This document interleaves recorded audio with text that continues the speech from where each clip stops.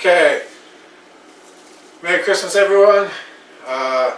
Early December 2016, I said I was going to make a video and show how to make wreaths with natural trees branches, and I got the stuff to do it, so I gotta do it up. So you need a few things. You need a coat hanger. The older the better. A lot of coat hangers look the same, but some are really brittle and will break under friction really easily.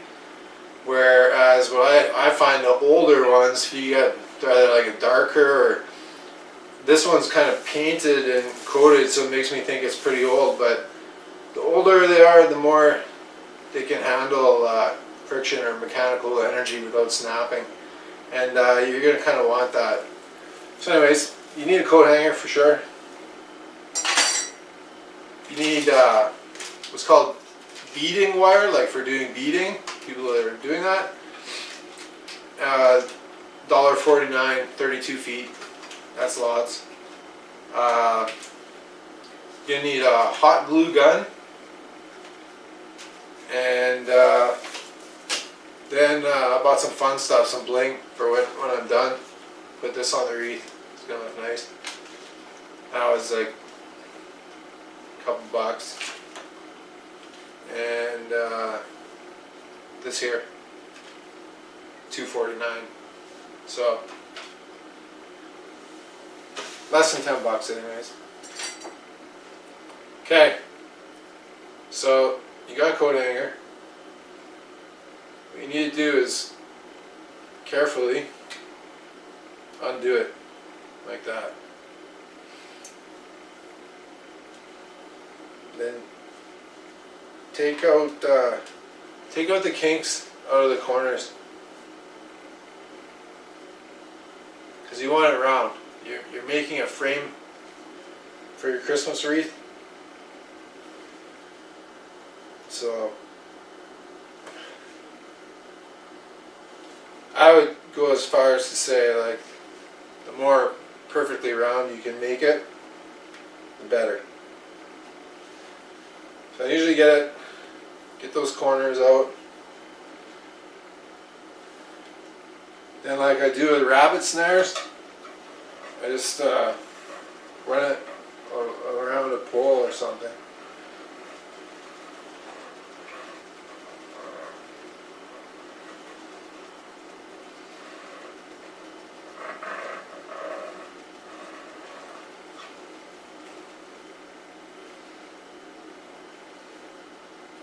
Hopefully people can watch this video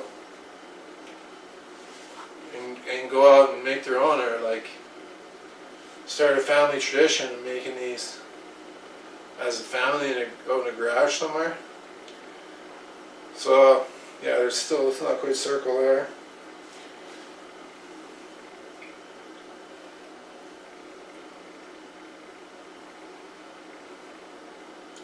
Everyone is a one of a kind. Now, you gotta put it back together, which I'm sure everyone's done before.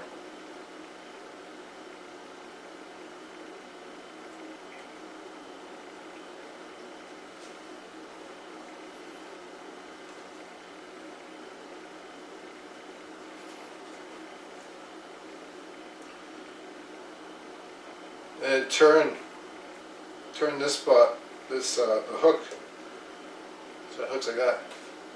That's not very round, but you get the idea.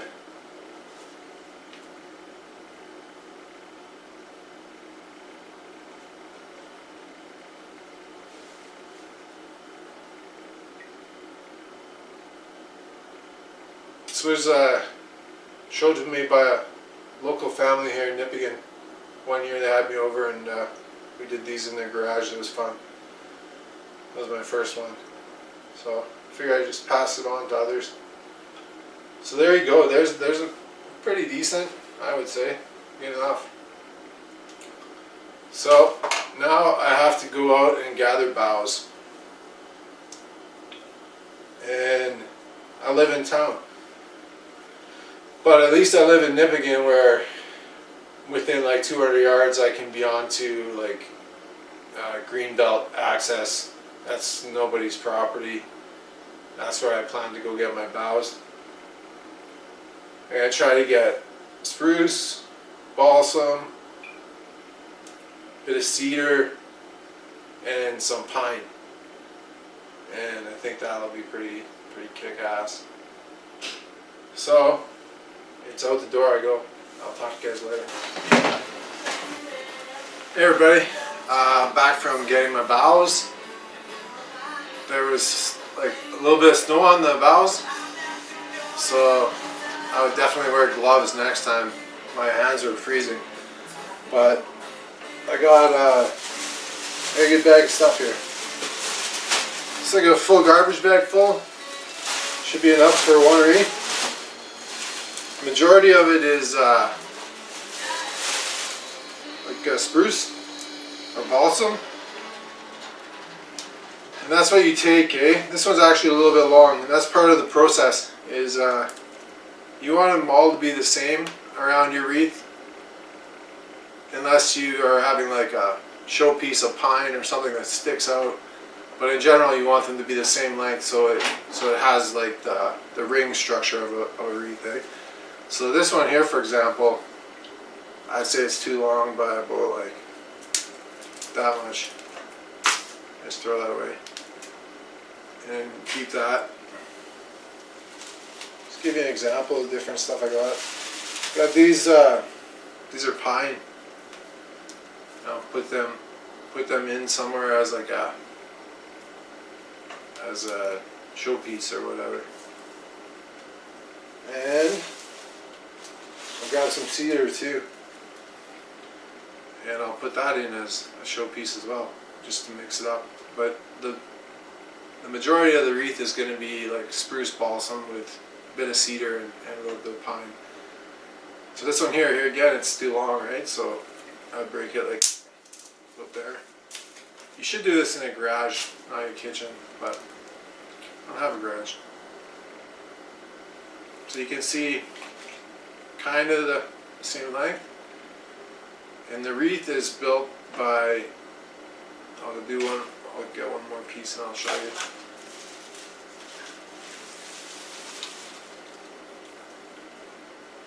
Okay, this one's kind of a mixed up piece. I'm not sure about that guy.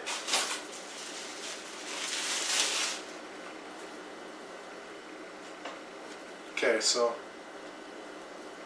that one's around the same length. So what you're going to do is you're going to put 3 together like this, and then you're going to take your frame, and you're going to take them like this. And you're going to take the wire and wrap it around those tight. And I start warming this up. The way I am with crafts, I use hot glue like duct tape. Hot glue is good stuff. Except for when you're going to try to stand one of these things up. Anyway. So yeah, so obviously when I get the wire started on the first one, I'm going to put quite a bit of glue on that. And then I'll go maybe 2 or 3 groups of 3 branches, just wiring them. And then I'll hot glue again. The way I was taught, you could go 10 or 15, but I like to do about every 3. Because, like I said, I like hot glue. Anyways, so I'm going to get set up to get this started. I just got back, so coffee's on, and I'm going to get rolling on this. Okay, I decided to turn the camera back on because here's some of the more, I said there's going to be like a base of spruce. Here's more of the spruce boughs, and I already got them kind of the same length. The way I broke them off the tree, but There's an important thing here to say, is that the hardest spot to cover on your wreath is where you start off and where you finish off, because if you don't have it like dense enough there, then you're gonna have like a hole, kind of. So I'm just gonna show you, like, it's pretty important to start it off properly. That's the back.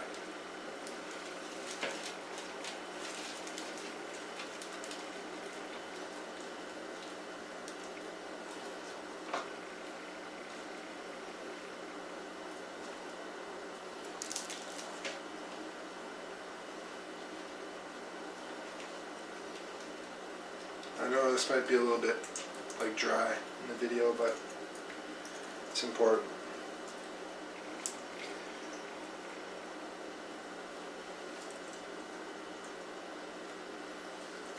Right now I'm just anchoring the wire, giving it like some twists on there. It's not tightening up very good, but all that's important is that it gets anchored. That's all. Take some glue.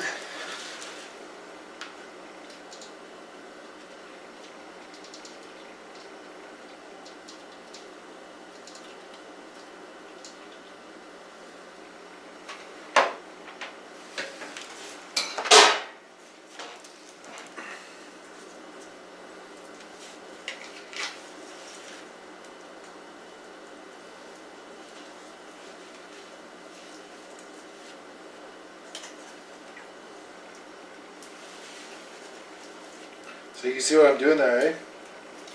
Just wrapping the wire around like that.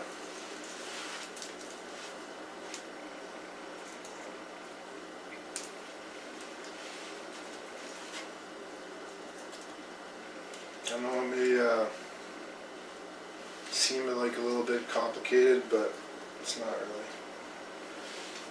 Okay, so that's not going anywhere.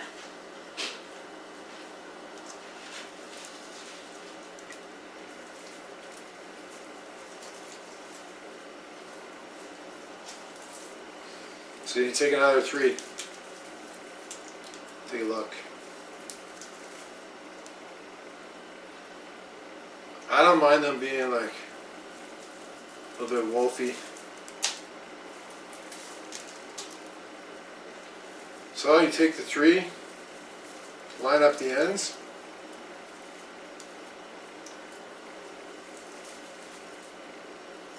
Lay them on top of what you just did, and go around them with the wire.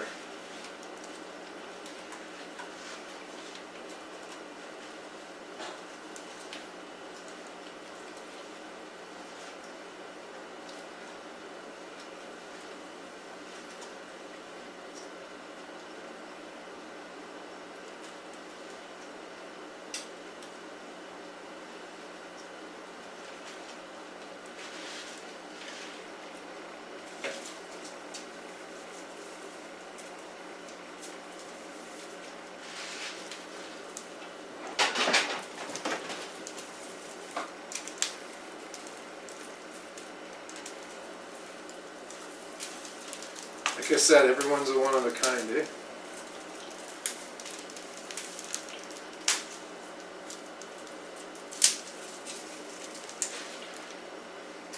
Makes a big mess, but it smells good. It smells like pine sol.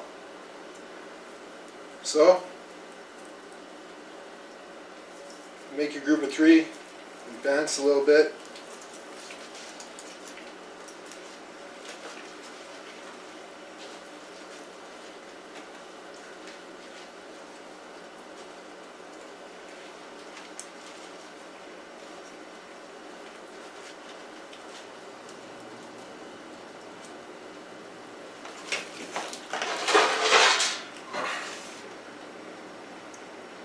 So like I said, then I'll put the hot glue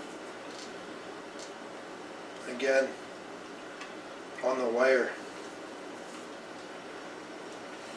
Do that like every three or four. Kind of locks it in place. This craft wire, it's surprisingly fairly strong.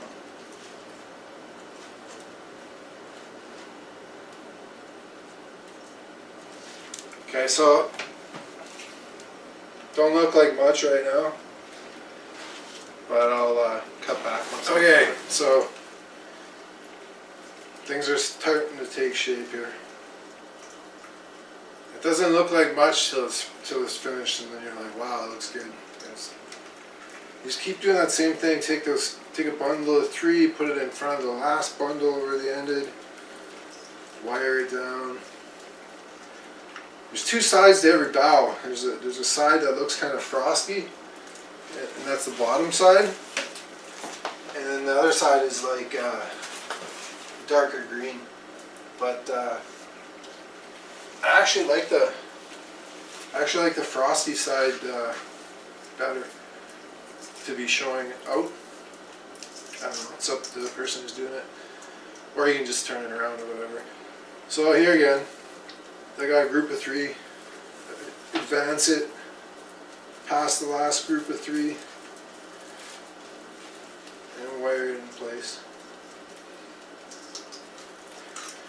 Now, you're making more work for yourself by bunching them closer together, but when it's done, that means you're going to have a nice, like, bushy, full wreath with no holes in it, eh?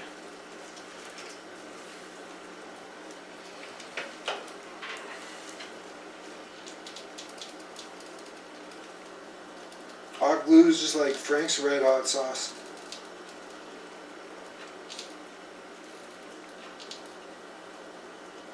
I do that because I try to keep tension on the wire to hold the bows in. If you get going like 10 groups of 3 of bows and you're trying to hold the tension together, it can easily just become slack, and that's not good at all. So that's why I frequently anchor it with. I'll give you an example of how to throw in like a showpiece bow like this. This is some kind of pine. That's going to make it hard to anchor. I might save those. I might glue them on later. But I'll just go and take like this much of it.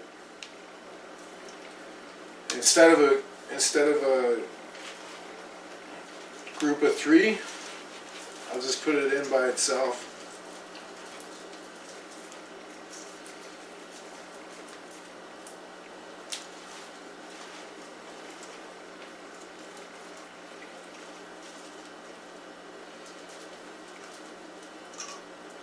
Change it up a bit, eh?